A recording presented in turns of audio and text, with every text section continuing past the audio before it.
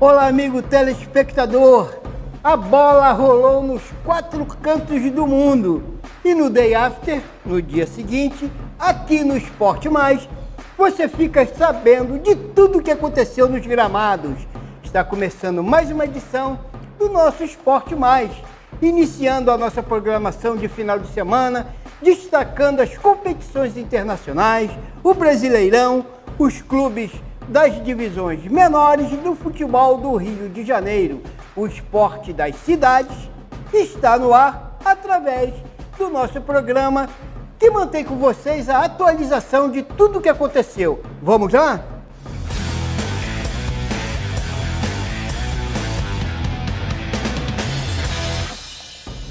Nós vamos começando então dando um giro pelos acontecimentos do meio de semana pela Libertadores da América, com 3 cariocas em campos.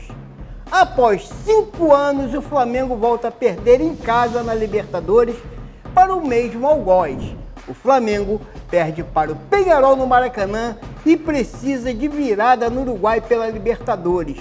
O Flamengo perdeu por 1-0 para o Peñarol pela partida de ida das quartas de final da Libertadores. O time de Tite teve dificuldades e sofreu um gol logo aos 13 minutos. Os uruguaios souberam administrar a vantagem e deixaram o Maracanã com uma vantagem na disputa. Mas agora o Flamengo precisa de uma virada no Campeão del Siglo em Montevidéu na próxima quinta-feira, dia 26, às 19 horas, horário de Brasília. Quem passar entre Flamengo e Peñarol deve encarar o São Paulo ou o Botafogo, que empataram por 0-0 no primeiro confronto. Eles têm aí também o jogo de ida. Vamos saber quem está classificado para encarar ou o Peñarol ou o Flamengo. Como nós vimos, o Flamengo em desvantagem e o Peñarol lá em casa só precisa de um empate para a classificação. Bom, ilustrando um pouquinho aí essa discussão de Flamengo e Peñarol, vamos lá. O último revés da equipe carioca em seus domínios nesta competição havia sido para a mesma equipe uruguaia, na fase de grupos da edição lá de 2019. Naquele 3 de abril, o atacante Lucas Viatri foi o responsável por fazer de cabeça o gol da vitória do Peñarol. Já nos acréscimos do segundo tempo, 5 anos e 5 meses depois, Javier Cabreira foi o algoz da vez, marcando logo no início da primeira etapa. Ao lado do zagueiro Fabrício Bruno, na coletiva, o técnico Tive teve que falar sobre a derrota. Acompanhe. Tite, boa noite. Fabrício, boa noite também. Edson Viana, Grupo Globo. Tite, pelo que a gente viu no Maracanã hoje, assim, queria te perguntar pessoalmente o que é a sua experiência de já ter dirigido clubes de massa enormes como o Fluminense, como o Corinthians, como Seleção Brasileira, enfim, o que essa experiência lhe ensinou a lidar com as reações tão duras, tão severas da torcida ante as suas reações, se é possível abstrair isso profissionalmente ou se ainda é algo que machuca, como as vaias, como os xingamentos, enfim, e críticas às suas decisões. Obrigado.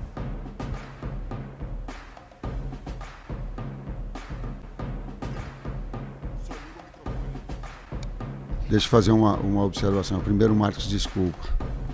Aquilo que eu falei para ti pessoalmente, não é legal só falar pessoalmente, tem que falar publicamente. Eu usei uns termos que eu não deveria ter usado contigo, mesmo que o sentido fosse diferente, nós conversamos a respeito.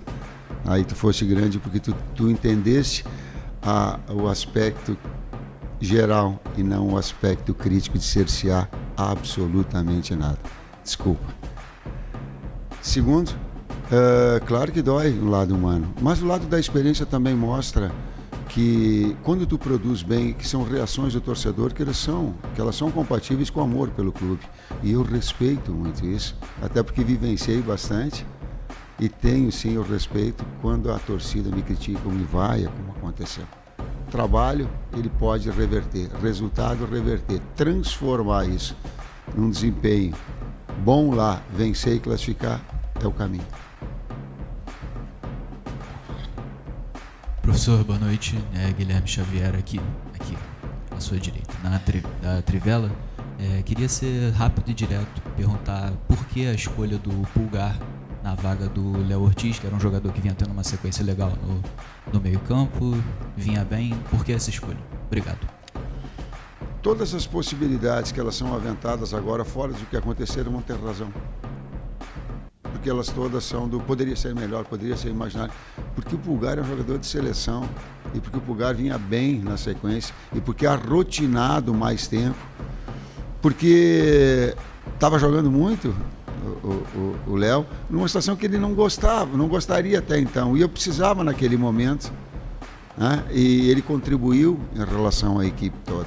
Então a ideia foi manter aquela estrutura que nós tínhamos todos, e aí serve também uma situação colocada anteriormente. A gente não pode, daqui a pouco um erro só, ele generalizar uma situação toda e colocar... Não é? Então a escolha ela foi em cima do jogador de seleção, um jogador de alto nível que já tem todo um lastro em cima de uma equipe já organizada e treinada e mais com links com ele do que o próprio Ortiz.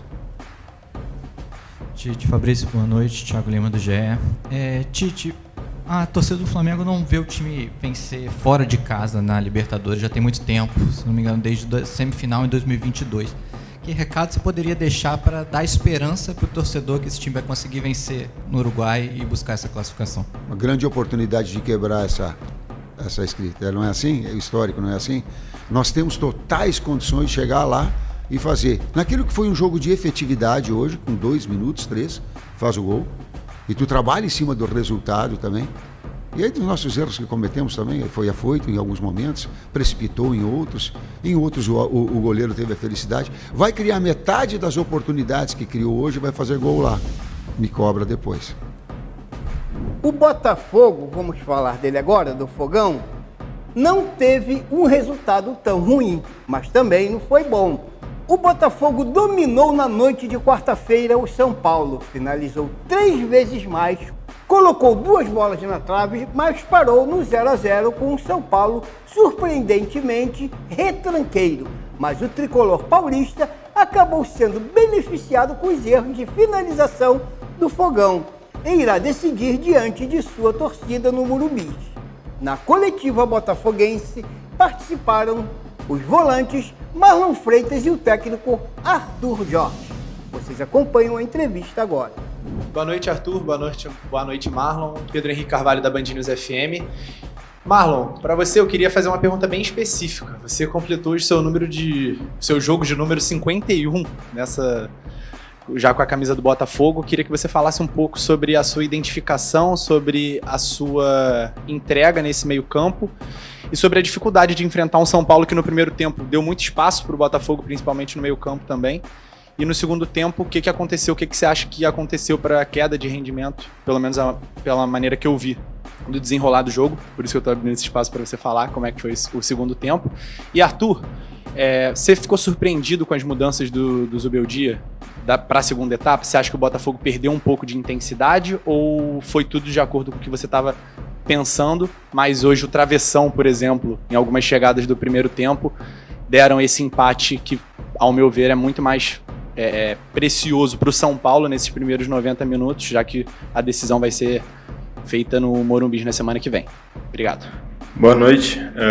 Primeiro falar sobre a marca, eu nem sabia. Só quero ajudar, ajudar a minha equipe, sempre disposto, sempre tentando orientar dentro e fora de campo. Fico feliz, agradecer a todos. Desde o ano passado, quando eu cheguei aqui, fui muito bem recebido. Então o que eu posso fazer é tentar retribuir da melhor maneira possível, dando o meu melhor.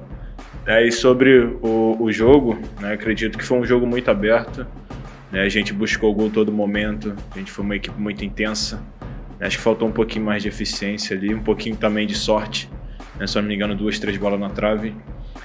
Segundo tempo, a gente teve um pouco de ansiedade, acredito, no meu ver. Acabamos errando muito espaço ali no meio, nessa nossa construção, que a gente trabalha muito no dia a dia. Mas faz parte, levantar a cabeça, o jogo está aberto. A gente vai se preparar bem para a gente fazer mais um grande jogo lá. Eu tenho certeza que a gente vai trabalhar essa parte aí na parte da frente para a gente poder concluir gol e sair com a nossa classificação, que é o nosso maior objetivo aqui. pergunta a mim foi se me surpreendeu as mudanças que o São Paulo apresentou aqui hoje. Sim, a mim não me compete julgar aquilo que são as outras equipas.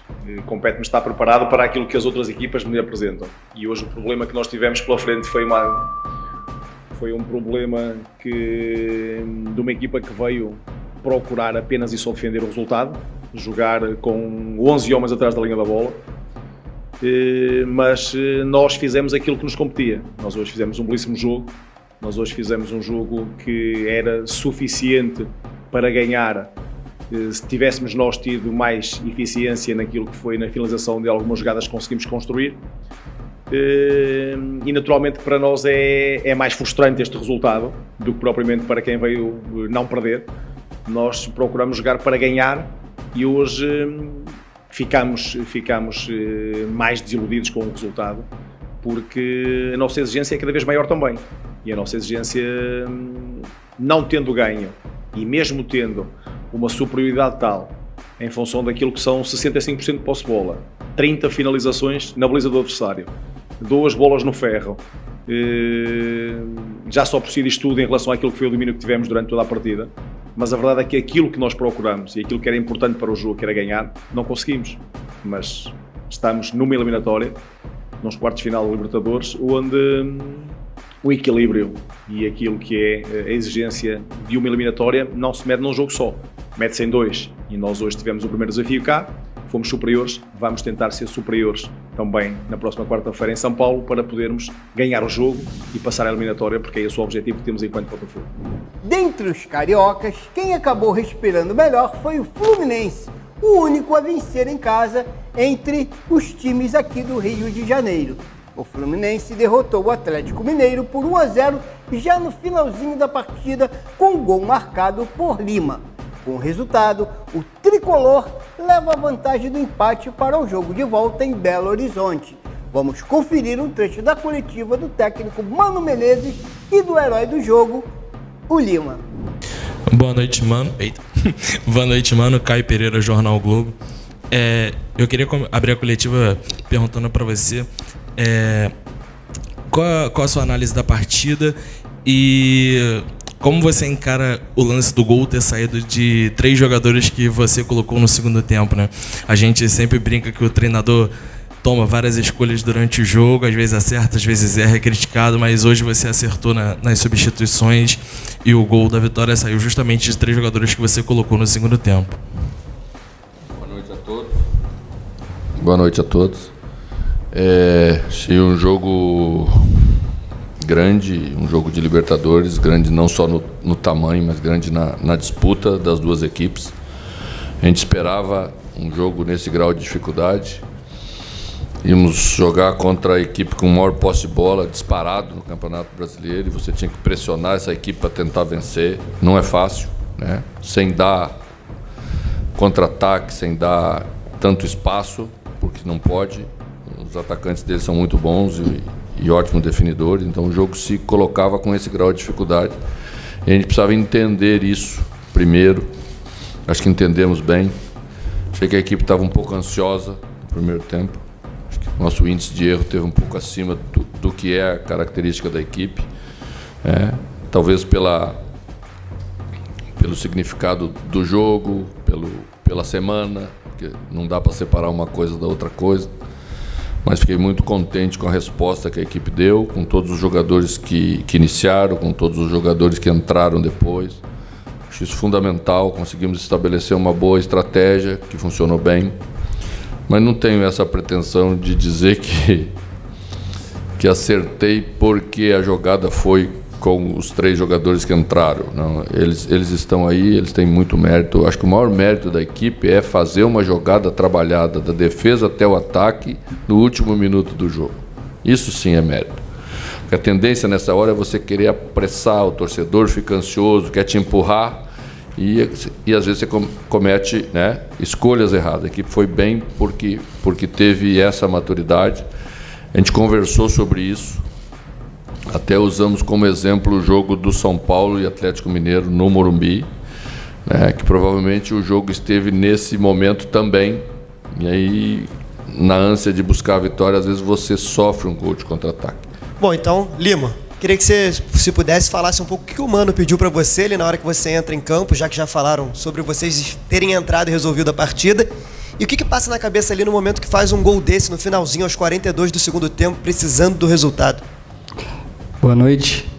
Ele comentou, um cara que observa bastante, e ele falou para pisar bem na área ali, né? Ele já estava vendo esses passos ali e conversou, falou, entra no momento certo, pisa na área, que a gente pode fazer o gol. Fui feliz, né? Me posicionei bem, né? Uma bela assistência do Keno, uma infiltração do Germán ali, que acabou levando o jogador deles, fiquei livre e feliz pelo gol e pela vitória na primeira partida. E no meio da semana teve também jogos da Copa Sul-Americana com brasileiros em campo.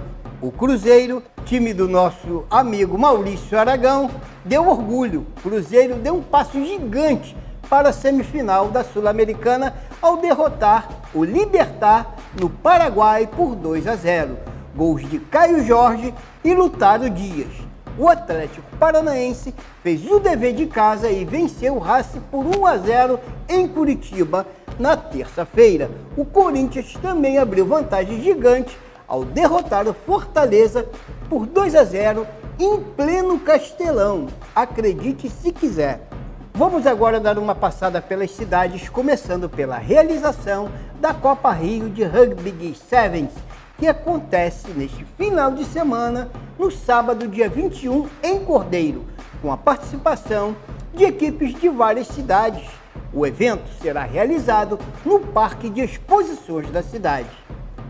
Agora nós vamos falar do Campeonato Municipal de Vôlei Masculino lá em Petrópolis, que acabou se tornando uma competição regional. Os times regionais garantiram as parcerias com os times de fora. O Esporte Clube Vera Cruz Unido com o Magé Voleibol e o time da Prefeitura de Três Rios.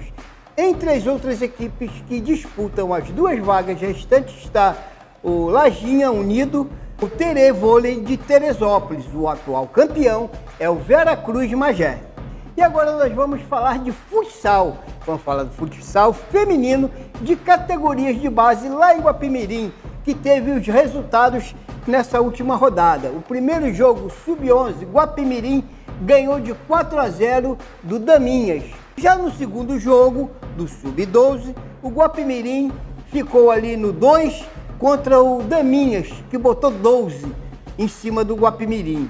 O terceiro jogo, do Sub-13, o Guapimirim também perdeu por 4-2 do Daminhas. E falando em Daminhas, a gente manda um abração aqui para o Juliano Moreira, responsável pela equipe do Daminhas da Bola, aqui de Guapimirim, que independente desses resultados, faz um excelente trabalho nessas bases aqui do feminino, seja no futebol e seja em outras categorias. Juliano, um abração aí para você e parabéns pelo seu trabalho aqui na cidade de Guapimirim. E falando dos clubes das demais divisões do Rio, o Volta Redonda tem uma partida importante neste sábado em casa, contra o Remo do Pará. Depois de assegurar um 0-0 fora de casa contra o mesmo adversário, o Voltaço tem grandes chances de se manter na liderança do grupo B.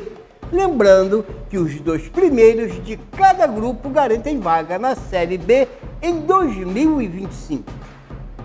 E na próxima quarta-feira, dia 25, o Volta Redonda entra em campo pela Copa Rio contra o Serrano de Petrópolis. Os outros times já classificados para as semifinais aguardam esse confronto e os classificados são Maricá, Zinzane e Olaria. E está se aproximando o início da Série B2, que conta com a gloriosa participação do Mageense. A competição começa no dia 30 de setembro e já temos preparativos do Mageense em torno aí desse campeonato. Na próxima edição do Esporte Mais, nós teremos então aí uma entrevista com o nosso parceiro e amigo Sinho, diretor-presidente do Mageense, que vem fazendo um trabalho fora de série lá no clube da linda Magé.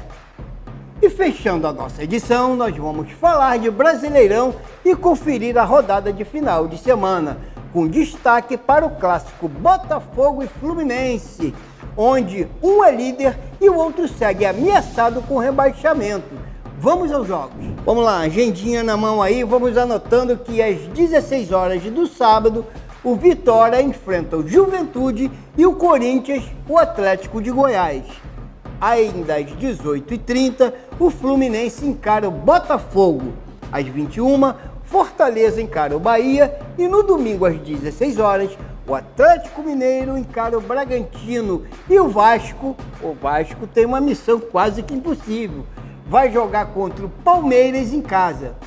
Às 18h30, ainda no domingo, Grêmio encara o Flamengo, São Paulo Internacional, Cuiabá o Cruzeiro e o Criciúma o Atlético Paranaense. Bom, todos os jogos estão aí agendados e já prontinhos para realizarem as suas partidas. A sorte está lançada, mas a competência também. É preciso que o time se esforcem para alcançar aí melhores condições na tabela do Brasileirão. Muito obrigado pela sua audiência, um forte abraço e até a próxima edição do Esporte Mais, desejando a vocês um excelente final de semana. Fique com Deus e até lá.